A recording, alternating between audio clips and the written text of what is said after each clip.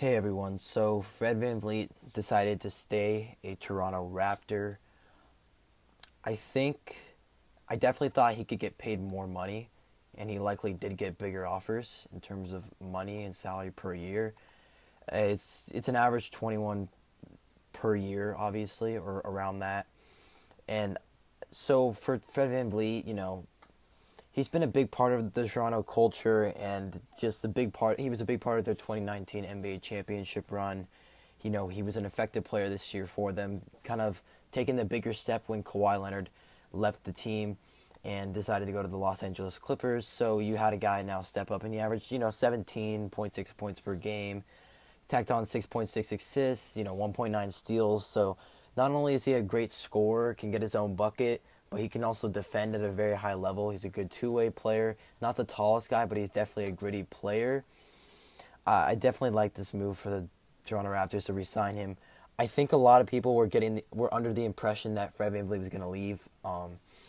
He mentioned, and he on the JJ Redick podcast, he mentioned he was open to the idea of he said, and he wasn't afraid to say that he wanted to get paid.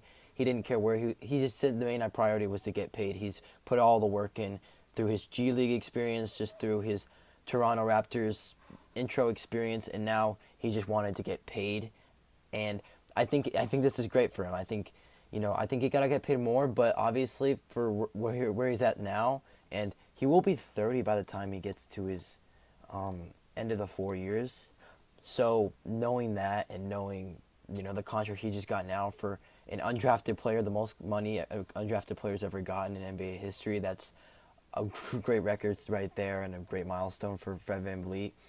I want to talk about his leadership and what his fit next year with the Raptors and what I kind of expect of him. I expect him maybe he could take an increase in points, but Pascal Siakam is still their number one option, and there's no denying that. And even Kyle Lowry might be their number two. It depends. It depends on how he ages. I believe he's like 34 now, so he's getting up there. And I know that guys, at least at this point in their career, near the 34-year-old mark, despite LeBron though, definitely seem to get a little slower. Not just like all around, but in terms of their just a little slower, just in general. But for VanVleet, I think his leadership is really important for this team. His numbers, like I said, were pretty good last season. He improved, from his pretty much career highs across the board from that previous season when you had Kawhi Leonard. He talked about how it was pretty heated that DeMar DeRozan had to go. He was a big fan of him, and he was just excited to play with DeMar again. But that obviously didn't occur. But I think in the Nick Nurse offense, they really they prioritize ball movement, and I think he fits well into that. I mean, we saw him play phenomenal even in that 2018-2019 playoffs and when they won that title. So it's not like we are judging the fit of this move at all. I mean, we already saw him in Toronto, so that's not really the idea here. But we'll have to look at that Gasol and Ibaka are no longer Toronto Raptors, and instead they replaced him with Aaron Baines, and they also re-signed Chris Boucher, who should be seeing a bigger role in this team. I know that a big part of Toronto was next man up because they had a lot of injuries this year, whether that was Kyle Lowry, whether that was Siakam, maybe Fred VanVleet. I'm not too sure, but I know that they had a lot of new guys or just young guys step up and just play basketball. Chris Boucher being one of them. So that's a big thing that they decided to re-sign him. But another thing to keep in mind with what their signings this offseason and losing the players they did is that they're keeping their options open, and primarily for that 2021 free agency.